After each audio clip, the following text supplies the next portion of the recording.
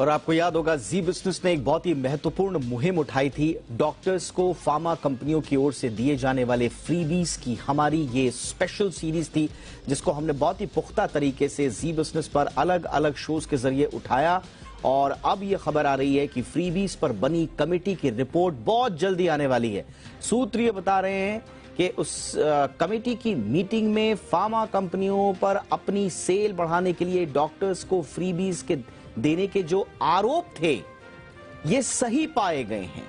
और कमेटी की मीटिंग में राय भी बनी है कि कड़े रेगुलेशन लाने अब जरूरी हैं और कड़े रेगुलेशंस के बिना अनएथिकल मार्केटिंग प्रैक्टिसेस नहीं थमेंगी। सूत्र ये भी बता रहे हैं कि दवा कंपनियां डॉक्टर्स पर इनके जो तमाम रूल्स हैं उनको पालन करने की जिम्मेदारी तय होनी चाहिए, और अगर पालन नहीं हुआ तो जुर्माना भी हो सकता है, लाइसेंस पर कार्रवाई भी हो सकती है। तो ये बहुत बड़ा इंपॉर्टेंट डेवलपमेंट है। इस पर ज्यादा जानकारी के लिए इस वक्त हमारे साथ मेरे सहयोगी तरुण शर्मा जुड़ चुके हैं। तरुण, हमने इस पूरी खबर को प्रमुखता से उठाया था, सरकार ने इसको संज्ञान में लिया। अब क्या खबर आ रही है? आरोप सही पाए गए हैं, कम से कम सूत्र ये बता रहे हैं। बिल्कुल, मैं बताना चाहूंगा कि जो कमेटी बनाई गई है उस कमेटी की रिपोर्ट नवंबर तक आने की उम्मीद है। और इस कमेटी की जो अभी तक जो मीटिंग्स हुई है उसमें साफ तौर से निकल कर आया है कि फार्मा कंपनियां अपनी सेल बढ़ाने के लिए डॉक्टर्स को फ्रीबीज देती हैं, और फ्रीबीज के कई अलग अलग तरीके या ये कहें कि अनैतिक तरीके भी हैं जिस पर अंकुश लगाना बहुत जरूरी है। और ये अंकुश तभी लग पाएगा जब एक स्ट्रॉन्ग रेगुलेशन बनाया जाए, और इस कमेटी की रिपोर्ट के बाद वो रेगुलेशन की तैयारी की जाएगी।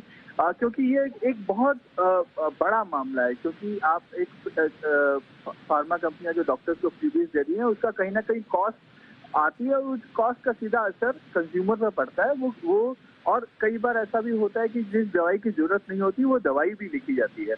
तो ये मामला कई बार उठा, सुप्रीम कोर्ट तक इसमें हेयरिंग हुई। हालांकि जो पिछला बजट था उस बजट के अंदर इस तरीके का यदि फार्मा कंपनियां यदि कोई फ्रीबीज दे रही है डॉक्टर को 20,000 रुपए से ऊपर है तो टीडीएस काटने का भी प्रावधान सीबीडीटी ने किया। सरकार ने ये एक प्रावधान कर दिया था। लेकिन अब रेगुलेशन किस तरीके से बनाए, क्या फ्रेमवर्क हो, क्या मार्केटिंग, लीगली तो डॉक्टर्स अपनी मार्केटिंग नहीं कर सकते, लेकिन उसका तरीका क्या हो, फार्मा कंपनीज कैसे मार्केटिंग करें, इस पे पूरा एक रेगुलेशन तैयार होगा। और उम्मीद ये की जा रही है कि रिपोर्ट जो है वो नवंबर के आखिरी हफ्ते में आ जाएगी। उसके बाद एक पिक्चर बिल्कुल साफ हो जाएगी कि कितने सख्त रेगुलेशन डॉक्टर्स और जो हेल्थ सेक्टर से जुड़े लोग हैं जिनको फार्मा कंपनियां प्रलोभन दे सकती हैं, उन पे रेगुलेशन को तैयार किया जाएगा। देखिए, जब से जी बिजनेस ने यह खबर उठाई है इस पे सरकार लगातार एक्शन में है। आपको याद होगा इसमें स्वास्थ्य मंत्रालय स्वास्थ्य सचिव की देखरेख में जो है तमाम मीटिंग्स कर चुका है। नीति आयोग ने जो स्टेक होल्डर्स हैं, फार्मा इंडस्ट्री की जो लॉबीज हैं, उनको बुला के बाकायदा बातचीत की है।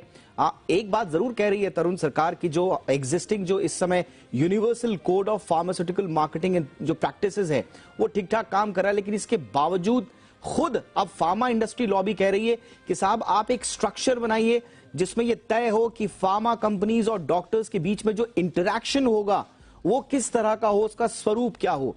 तो एक कॉमन कोड बनाना इस वक्त सरकार के लिए बड़ा महत्वपूर्ण होगा। जिस कोड की आप बात कर रहे हैं वो अभी वॉलेंट्री कोड है, तो इसको एक सख्ती से एक रेगुलेशन के तौर पर रखा जाएगा, तभी इस पूरे जो मॉडस ऑपरेंडी है कि जो फार्मा कंपनीज डॉक्टर्स को जो अनैतिक तौर पे जो फ्रीबीज दे रही हैं उनको रोका जा सके। तो उसके लिए एक प्रॉपर रेगुलेशन होना चाहिए। उस रेगुलेशन के बाद ही एक सख्ती या एक तरीके से कहेंगे कि एक डर पैदा होगा डॉक्टर्स और फार्मास्यूटिकल कंपनीज के बीच में। अदरवाइज ये कर पाना काफी मुश्किल है। इसी वजह से जो कमेटी वीके पॉल जो नीति आयोग के मेंबर हैं उनकी अध्यक्षता में बनाई गई है, और इसकी रिपोर्ट के अंदर ये पूरी तरीके से साफ होगा। क्योंकि जो एसोसिएशन है उन्होंने भी माना कि हाँ प्रैक्टिस तो है, लेकिन इस प्रैक्टिस को कितना ट्रैक कर पाएंगे, कैसे ट्रैक कर पाएंगे, और कितना हमें, क्योंकि आफ्टर ऑल सर डॉक्टर्स हैं, डॉक्टर्स पे मतलब जिनको हम बोलते हैं भगवान का रूप है, तो उन पे बहुत ज्यादा सख्ती सरकार भी नहीं करना चाहती। लेकिन ये फ्रीबीज का जो जाल है इसको खत्म करना सरकार जरूर चाहती है। एक तो उन्होंने तरीका निकाला इनकम टैक्स में टीडीएस लगाने का। लेकिन अब रेगुलेशन कैसे हो, क्योंकि यदि कोई कैश ट्रांजेक्शन हो रही है या कोई फॉरेन टूर यदि फार्मा कंपनी डॉक्टर्स को प्रपोज कर रही है, तो ये सब चीजों का कैसे ट्रैकिंग होगी, किस तरीके से इसको मतलब टैक्सेशन या एजेंसीज के दायरे में लाया जाएगा, ये सब इस रिपोर्ट के अंदर होगा। और ये रिपोर्ट जो है वो नवंबर के आखिर हफ्ते तक आ जानी। बिल्कुल, और हमें भी इंतजार रहेगा क्योंकि जी बिजनेस ने पूरी प्रमुखता से इस मुद्दे को उठाया है और जरूरी जो स्टेक होल्डर्स हैं वहां तक भी पहुंचाया और जनता को भी इससे अवगत कराया कि क्या चल रहा है। और इसीलिए अब हम देख रहे हैं कि लगातार मीटिंग्स, कंसल्टेशंस चल रहे हैं और अब हम देखेंगे कि बहुत जल्दी एक रेगुलेटरी फ्रेमवर्क होगा मार्केटिंग प्रैक्टिसेस का देश में इस पूरे मुद्दे से जुड़ा।